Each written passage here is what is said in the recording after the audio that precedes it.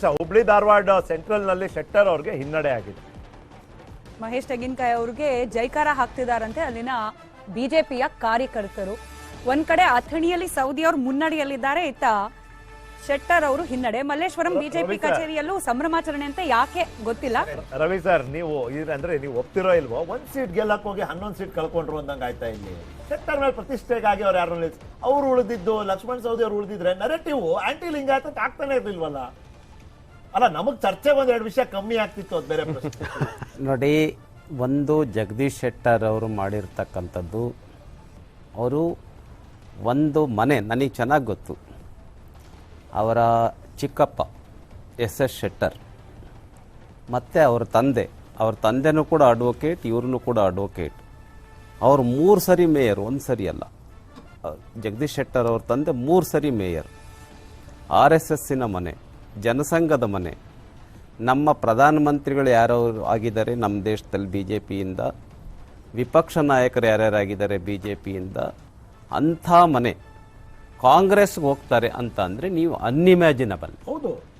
ಹಾಗಾಗಿ ನಾವೇನು ಹೇಳ್ತಾ ಇದ್ದೀವಿ, ಈ ಜಗದೀಶ್ ಶೆಟ್ಟರ್ ಅವ್ರ ಸೋಲಿಗೆ ಕಾರಣ ಏನು ಅಂತೇಳಿ ಅವ್ರೀಗ ವಿಮರ್ಶೆ ಮಾಡ್ಕೊಳ್ಬೇಕು, ಆತ್ಮಾವಲೋಕನ ಮಾಡ್ಕೊಳ್ಬೇಕು. ಅವರೊಬ್ಬರೇ ಅಲ್ಲ, ಅವರ ಮನೆಯಲ್ಲಿರುವಂಥವ್ರು ಎಲ್ಲರೂ ಆತ್ಮಾವಲೋಕನ ಮಾಡ್ಕೊಳ್ಬೇಕು. ಅವ್ರು ಎಲ್ಲರೂ ಸುತ್ತಮುತ್ತ ಇರ್ತಕ್ಕಂಥವ್ರು ಕೆಲವರ ಮಾತುಗಳನ್ನು ಕೇಳಿ, ಜಗದೀಶ್ ಶೆಟ್ಟರ್ ಅಂತಹ ಒಬ್ಬ ಭಾಳ ಆ್ಯಕ್ಟಿವ್ ನಮ್ಮ ಕಾರ್ಯಕರ್ತರು, ಈಗ ಲೀಡರ್, ಈ ಡಿಸಿಷನ್ ಮಾಡಿರೋದ್ರ ಬಗ್ಗೆ ನಮ್ಮೆಲ್ಲ ಕಾರ್ಯಕರ್ತರು ಮಾಡಿರ್ತಕ್ಕಂಥ ಶ್ರಮದ ಪರಿಣಾಮವಾಗಿ ಅವರು ಸೋತಿದ್ದಾರೆ. ಓಕೆ, ಅಲ್ಲಿಗೆ 2 ಬ್ರೇಕಿಂಗ್ ಸುದ್ದಿಗಳು. ಲಕ್ಷ್ಮಣ್ ಸವದಿ ಅವರು ಹೋಗಿರೋದ್ರ ಬಗ್ಗೆ ನಮ್ದು ಯಾವುದೇ ಬೇಜಾರಿಲ್ಲ. ಅವ್ರ ಪಾಲಿಟಿಕ್ಸು, ಅವರಿಗೆ ಅಧಿಕಾರ ಬೇಕಾಗಿತ್ತು ಹೋಗಿರ್ಬೋದು, ಸೀಟ್ ಬೇಕಾಗಿತ್ತು ಹೋಗಿರ್ಬೋದು. ಆದರೆ ಜಗದೀಶ್ ಆಯಿತು, ಶಾಸಕ ಕೇಂದ್ರದಲ್ಲಿ ಮಂತ್ರಿ ಮಾಡ್ತೀವಿ ಅಂತ ಹೇಳಿದ್ರು, ಇನ್ ಬೇರೆ ಅದೇ ರೀತಿ ಲಕ್ಷ್ಮಣ್ ಸವದಿ ಅವರು ನಿಮ್ಗೆ ಆಫರ್ ಕೊಟ್ಟರು, ಸರ್ ಕುಮಟಳ್ಳಿ ಅವ್ರನ್ನ ನೀವು MLC ಮಾಡ್ಬಿಡಿ, ನಾನ್ ಸ್ಪರ್ಧೆ ಮಾಡಿ ಗೆದ್ಕೊಂಡ್ ಬರ್ತೀನಿ. ನೋಡಿ, ನಮಗೆ ಅಧಿಕಾರದ ಅವಧಿ ಅವ್ರು ಪೂರ್ಣಗೊಳಿಸ್ಲಿ. ನಮ್ಮ ಪಾರ್ಟಿಗೆ ಅನೇಕ ಸರಿ ಏನಾಗತ್ತೆ ಅಂತ ಹೇಳಿದ್ರೆ, ರಿಸಲ್ಟ್ ಮುಖ್ಯ ಆಗೋದಿಲ್ಲ, ಫಲಿತಾಂಶ ಮುಖ್ಯ ಆಗೋದಿಲ್ಲ. ನಾವು ಕೊಟ್ಟಿರ್ತಕ್ಕಂಥ ಮಾತು ಏನಿದೆ ಅದು ಬಹಳ ಮುಖ್ಯ. ಅವತ್ತು ಕುಮಟಳ್ಳಿಗೆ ಮಾತು ಕೊಟ್ಟಿದ್ದೆ, ಮಾತಿಗೆ ಬದ್ಧರಾಗಿರ್ತೀವಿ. ಅದೇ ರೀತಿ ಯಡಿಯೂರಪ್ಪನವರು ಲಕ್ಷ್ಮಣ್ ಸವದಿ ಅವ್ರಿಗೆ ಮಾತು ಕೊಟ್ಟಿದ್ರಂತಲ್ಲ. ನಾನು ಇಂಟರ್ವ್ಯೂ ಮಾಡಿದೆ ಸರ್ ಲಕ್ಷ್ಮಣ್ ಸವದಿ ಅವ್ರನ್ನ ಈಗ 1 ವಾರದಿಂದ.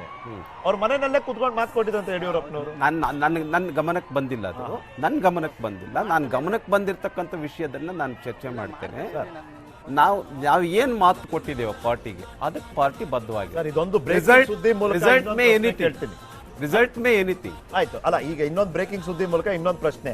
ಸಚಿವರು ಬಹುತೇಕರು ಈಗ ಮಲ್ಲೇಶ್ವರಂನಲ್ಲಿ ಅಶ್ವತ್ಥನಾರಾಯಣ ಅವ್ರು ಗೆದ್ದಿದ್ದಾರೆ, ಅವರು ಸಚಿವರಾಗಿದ್ರು. ಆದರೆ ಸೋಮಶೇಖರ್ ಅವರು, KR ಪೇಟೆ ನಾರಾಯಣ್ ಗೌಡ್ರು, ಮುರುಗೇಶ್ ನಿರಾಣಿ ಅವರು, ಶ್ರೀರಾಮುಲು ಅವರು, ST ಸೋಮಶೇಖರ್ ಅವರು, ಇವರೆಲ್ಲರೂ ಹಿನ್ನಡೆಯನ್ನ ಅನುಭವಿಸ್ತಾ ಇರುವಂತದ್ದು ಸ್ಪಷ್ಟವಾಗಿ ಆಡಳಿತ ವಿರೋಧಿ ಅಲೆಯ ಉದಾಹರಣೆ. ನನ್ನ ಪ್ರಕಾರ ಇಷ್ಟಾಗಕ್ ಬರೋದಿಲ್ಲ, ಯಾಕೆಂದ್ರೆ ನಮಗೆ ಬಹಳ ಆತ್ಮವಿಶ್ವಾಸ ಇದೆ. ಇವರೆಲ್ಲ ಗೆಲ್ಲಕ್ ಸಾಧ್ಯ ಏನು ಸೋಲಕ್ ಸಾಧ್ಯ ಇಲ್ಲ ಅಂತ ಹೇಳಿ ನೋಡೋಣ. ಎಷ್ಟು ಅಂತರ ಇದೆ ನೋಡೋಣ, ಇನ್ನು ಎಷ್ಟು ಸುತ್ತು ಬಾಕಿ ಇದೆ. ಯಾಕೆಂದ್ರೆ ಆತುರದಲ್ಲಿ ನಾವೇನು ಮಾತಾಡಬಾರ್ದು. ರೈಟ್.